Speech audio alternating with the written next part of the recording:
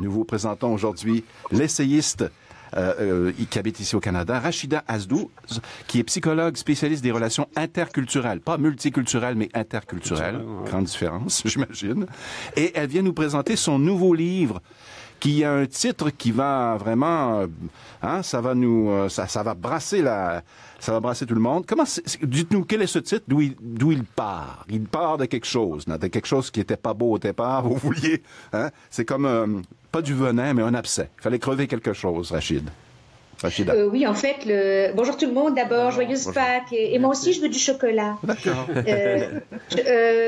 Donc, le titre de mon essai, c'est « Le vivre ensemble n'est pas un rince-bouche ». Oh là. Donc, comme son nom l'indique, on se gargarise beaucoup avec cette expression-là. Pas seulement ici, chez nous, au Québec et au Canada, mais partout, en Europe et ailleurs, même dans des pays émergents. Zubair, vous ne contredirez pas. Non, pas du tout. Donc, je voulais un petit peu prendre à bras-le-corps ce concept-là, non pas avec la prétention d'en donner une définition figée et scientifique. D'ailleurs, je me dégage assez rapidement de toute prétention scientifique parce que c'est un essai. Donc, c'est un point de vue subjectif, mais ce n'est pas un point de vue frivole parce que c'est quand même le point de vue d'une observatrice et d'une actrice de la scène interculturelle, donc que je suis depuis plus de 25 ans maintenant. Mais c'est un essai et je prends cette expression-là, vivre ensemble, et je la retourne dans tous les sens, je la déshabille, je la décortique pour faire ressortir les différentes conceptions et les différentes définitions parfois contradictoires qui sous-tendent cette même expression. Donc, comme on ne parle pas tous de la même chose, il va de soi que ça se termine en foire d'empoigne. Ah oui. Écoutez, avant d'en arriver au cas précis, avant d'assassiner tout le monde, on va présenter des images de ce nouveau livre pour que les gens... Une image, là, ça aide à mieux comprendre, je pense. Puis on va voir aussi notre webmestre du côté français, avant qu'elle soit en vacances, Marie-Claude, qui a tourné cette petite vidéo pour nous, la vidéo numéro 2, présentation du livre de Rachida, qui, vous allez voir, donc, si vous cherchez ça en librairie, ce sera facile à repérer. C'est rouge, avec la belle photo de Rachida. Et ensuite, on a ajouté des images du bureau à Radio-Canada International, des gens qui consultent le livre, qui le livrent, ou qui le livrent. Ils font semblant de le lire. Nous, on l'a lu, Il y a Raymond Desmarteaux qui l'a lu, je l'ai lu, donc vous en faites pas, on sait de quoi il est question aujourd'hui.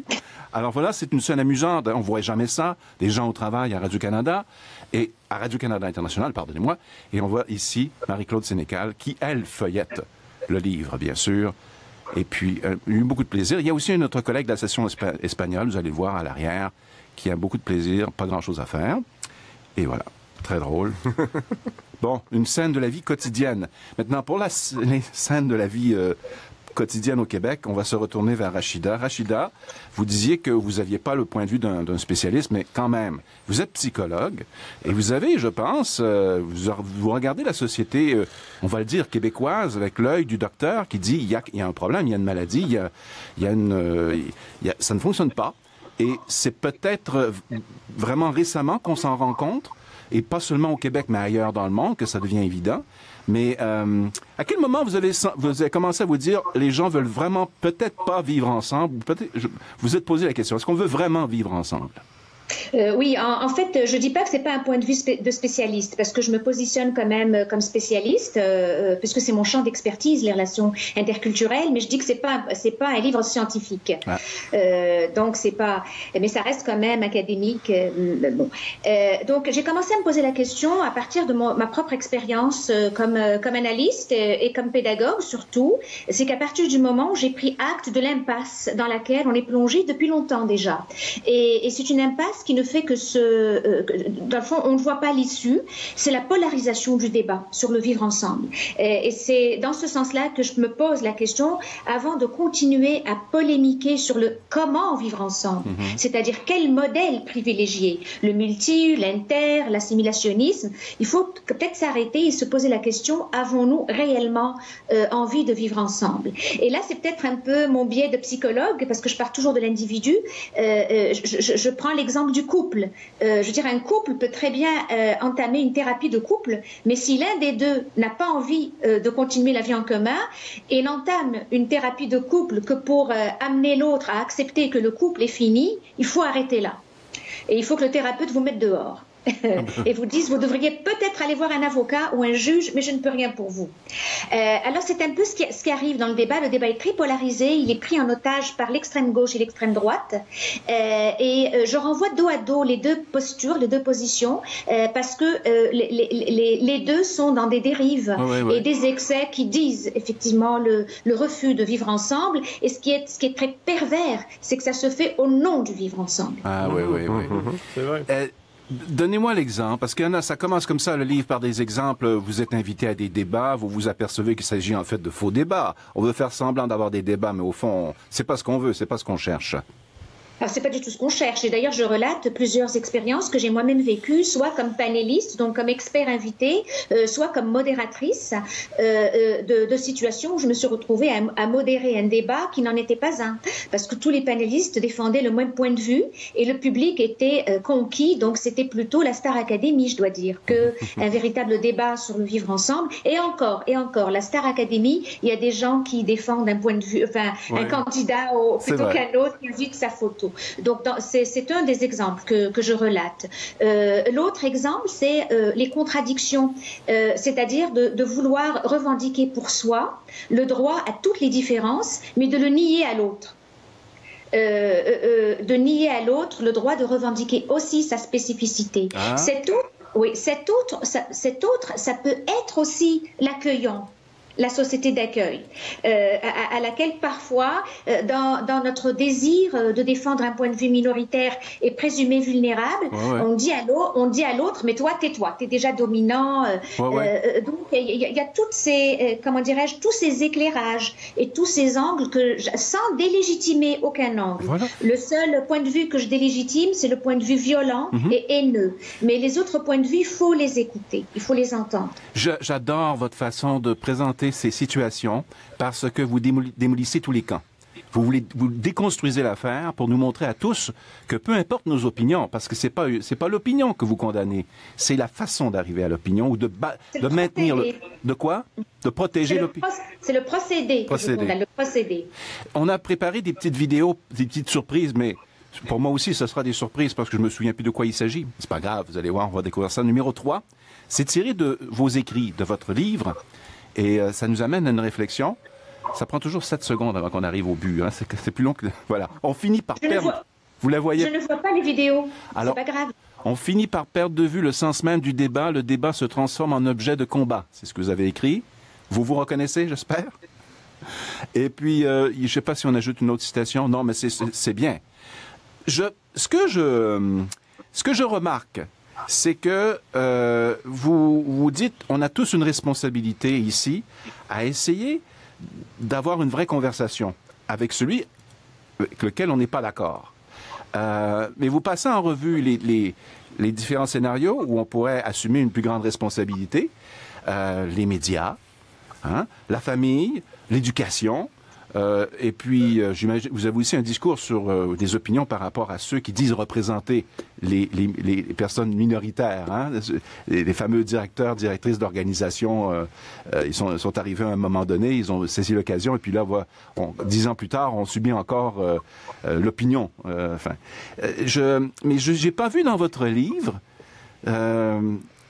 quoi que ce soit de rassurant. Est-ce que je me trompe? Non, pas du tout. D'abord, oui, vous parlez des leaders autoproclamés que je condamne parce qu'ils participent au bruit ambiant sans nécessairement offrir de propositions. Oui, la dimension rassurante, elle est dans l'humour avec lequel j'ai choisi d'aborder tout ça.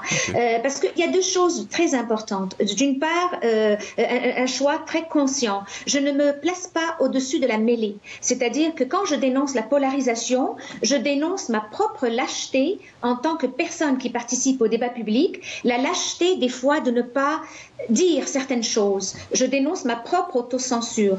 Ne pas dire certaines choses pour ne pas être récupéré par un camp ou par l'autre. Ne pas être récupéré par les xénophobes, l'extrême droite. Ne pas être récupéré par la droite religieuse.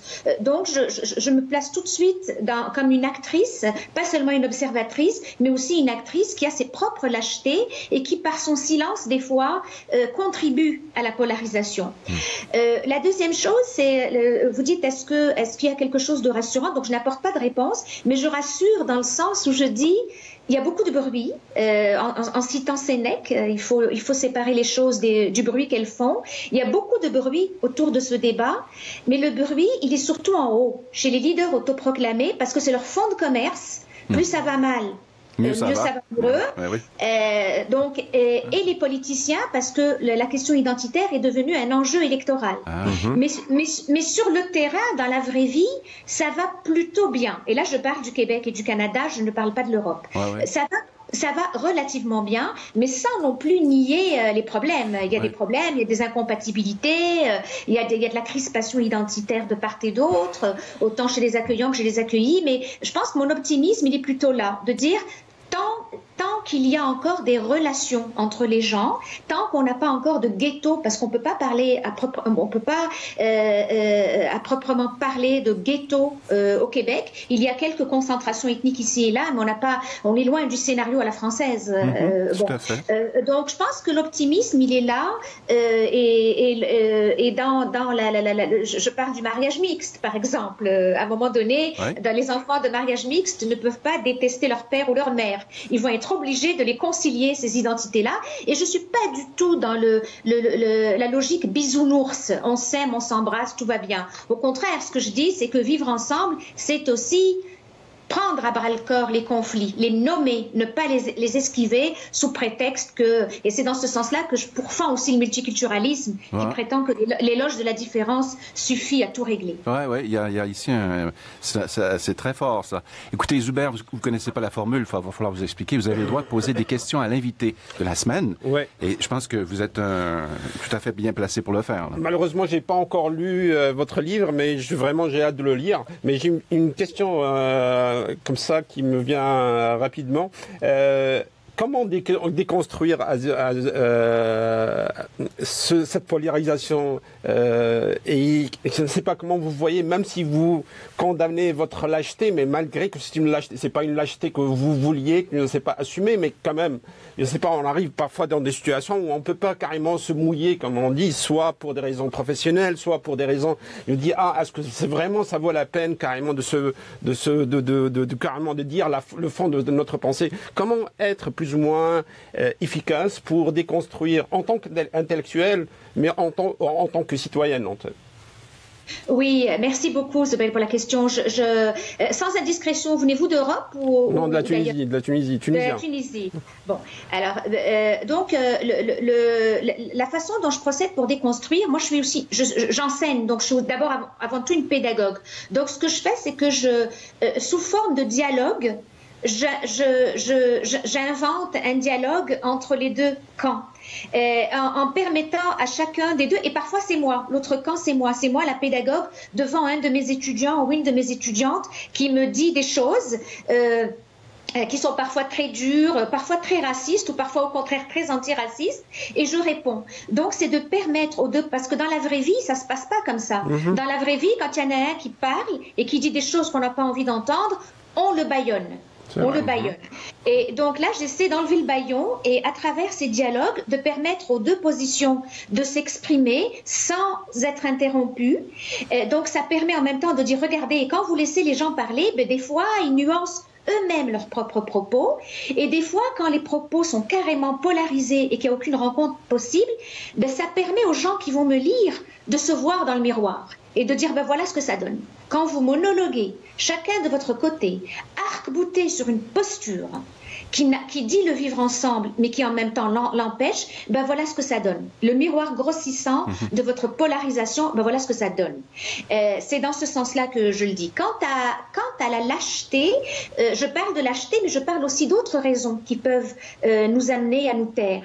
C'est des fois justement se taire, c'est la meilleure solution parce que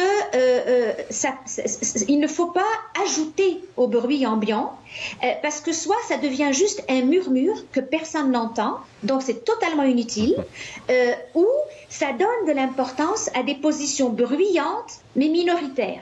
Alors quand vous vous jetez dans la foule et que vous ajoutez votre voix, vous ne faites qu'alimenter cette spirale stérile et cette rhétorique stérile.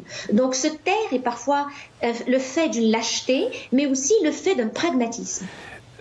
Permettez-moi, Aziza, de rebondir sur un point. Par exemple, l'exemple, au début de l'année, je pense, on a commencé à parler de la campagne du racisme systémique, je me rappelle. Et tout un bruit, et tout un scandale qui a éclaté sur le terme systémique.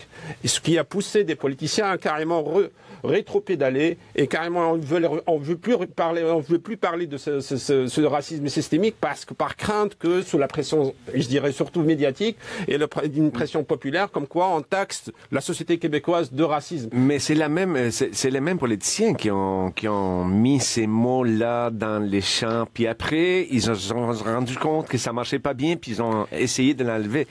Et comment est-ce qu'on fait en tant que société pour éviter que les partis politiques ils prennent ce thème très important pour du prosélytisme? Comment est-ce qu'on fait? Oui, en fait, c'est ce que j'appelle les pompiers pyromanes, en façon.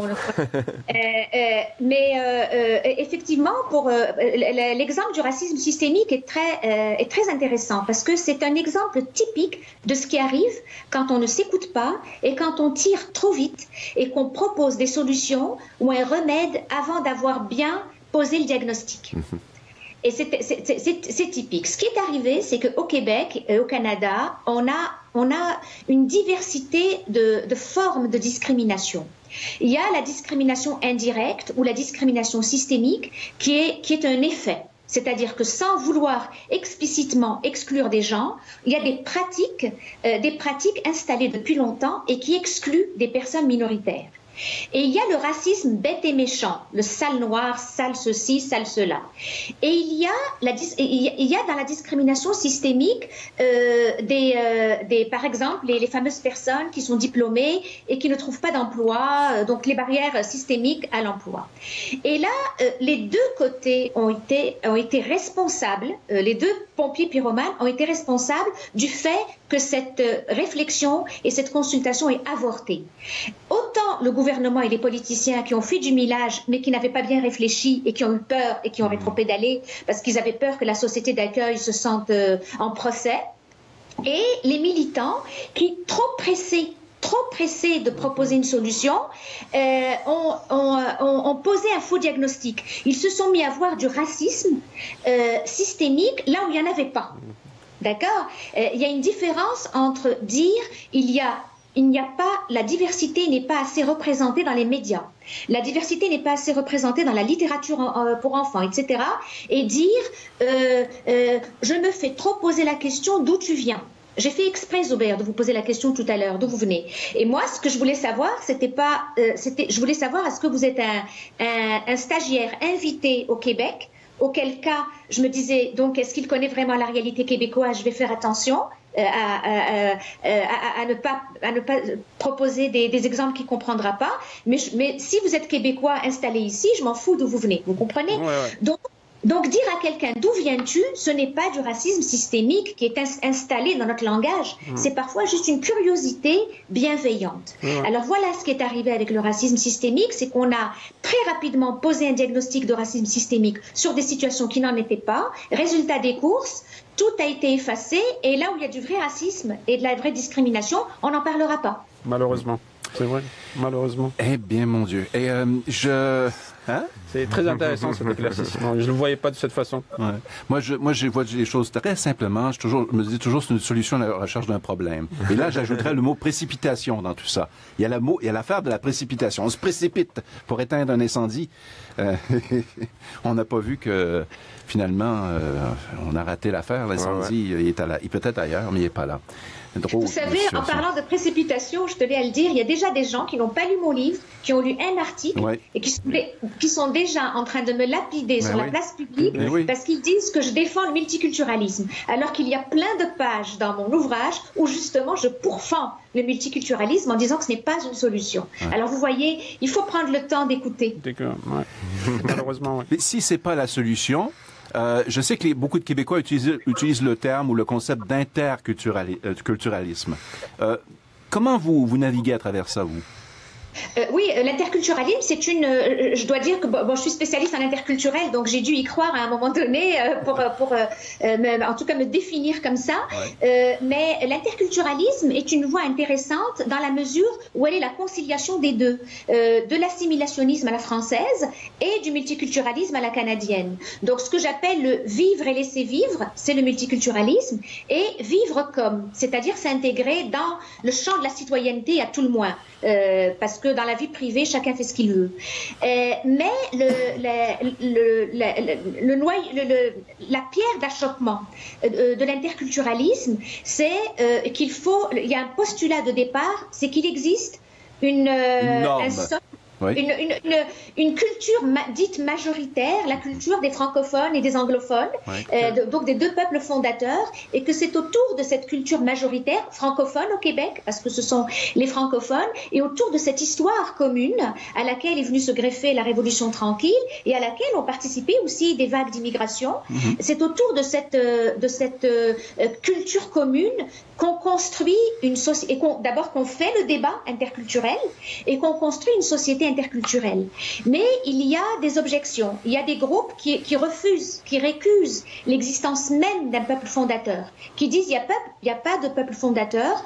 Nous ne sommes qu'une vague, une succession de vagues migratoires qui a commencé il y a 400 ans. Donc cette majorité dont vous nous dites qu'il faut partager les valeurs communes, c'est une vague d'immigration comme nous, sauf qu'elle est arrivée il y a 400 ans et nous il y a 4 ans ou 10 ans. Seuls les peuples autochtones ont le droit de dire qu'ils sont le socle autour duquel cette société s'est construite. Donc c'est la pierre d'achoppement de l'interculturalisme. C'est pour ça que ça a beaucoup de difficultés à s'incarner concrètement. Pour ma part, je me dis, même si je suis je penche plutôt en faveur de l'interculturalisme, je me dis, quand un modèle se heurte à de telles résistances et que ça marche pas dans le concret, il faut pas s'acharner. Alors il faut trouver un autre angle, une autre approche qui réunisse tout ça, le droit à la différence, mais pour tous, et la reconnaissance de l'existence d'une culture quelque part qui nous a précédés. Cela dit, je voulais quand même préciser, moi ayant vécu au Canada anglais, c'est ça que je voulais demander. En fait, si dans le Canada anglais, c'est la même chose. Si la question culturelle du français et de l'anglais, ça marque une différence. Oui, oui, Canada anglais, mais ça se vit différemment parce que ce qui est différent au Québec, c'est la question nationale. C'est que c'est pas un pays. Donc dès lors que on a essayé, d'ailleurs, ça a été la difficulté de la commission Taylor-Bouchard. La commission Taylor-Bouchard a essayé de dire bon, il y a un Canada, une culture canadienne, il y a le multiculturalisme dans lequel les gens se retrouvent ou se retrouvent pas. Mais bon, et au Québec, qu'est-ce que ça pourrait être? Et ça s'est tout de suite heurté à la question très technique et très juridique de la citoyenneté symbolique. La citoyenneté québécoise est symbolique, elle n'est pas juridique, elle n'a pas d'existence juridique. Donc c'est sûr que le Québec a beaucoup plus de difficultés dès qu'il parle de culture commune, parce qu'on a toute une catégorie de la population qui dit de quoi vous parlez? Notre culture commune, c'est le Canada, notre passeport est canadien, et nos valeurs communes, c'est la charte des droits et libertés. Donc c'est une très très grande difficulté. C'est dans ce sens-là que je parle de minorité, ça a été mal interprété, où je dis les Québécois ont cette double difficulté, qu'ils sont en même temps une majorité historique, mais en même temps une minorité dans un océan anglophone. Donc les autres ne leur reconnaissent ni leur statut de majorité, parce qu'ils leur disent de toute façon les autochtones étaient là avant vous, ni leur statut de minorité, parce qu'on leur dit de quoi vous vous plaignez, vous avez des privilèges. Donc c'est très très particulier. Et nommer cette réalité-là et cette ambiguïté-là, ce n'est pas être un méchant multiculturaliste qui dit aux Québécois vous n'existez pas, et ce n'est pas non plus être un gentil immigrant qui lèche les bottes des Québécois en leur disant moi je vous ai compris. Bon. C'est juste nommer une réalité. C'est juste nommer une réalité historique et juridique. Rachida, fascinant de vous écouter. Sans doute que c'est encore mieux quand on la lit. Absolument. Certainement, Je pense qu'un d'entre vous, ou peut-être deux, allez avoir la chance aujourd'hui de lire le livre. Peut-être. Ça dépend si vous êtes bon dans les quiz quiz qui vont suivre. Là. Rachida, on vous a critiqué pour ce nouveau mot que vous avez inventé, la minorité, c'est ça? Mais vous savez, en France et puis aussi au Québec, à chaque fois qu'on invente un nouveau mot, on se fait reprocher quelque chose. C'est sortir des sentiers battus et personne n'aime ça. Mais écoutez, fantastique. Merci beaucoup d'avoir accepté notre invitation. Et merci à vous. Merci beaucoup, Rachida. Vous nous avez, vraiment. C'était vraiment, vous nous ouvrez pas seulement les yeux, mais les oreilles aujourd'hui. C'est fantastique. Merci. Merci et puis joyeuse Pâques. Joyeuse Pâques. Bye.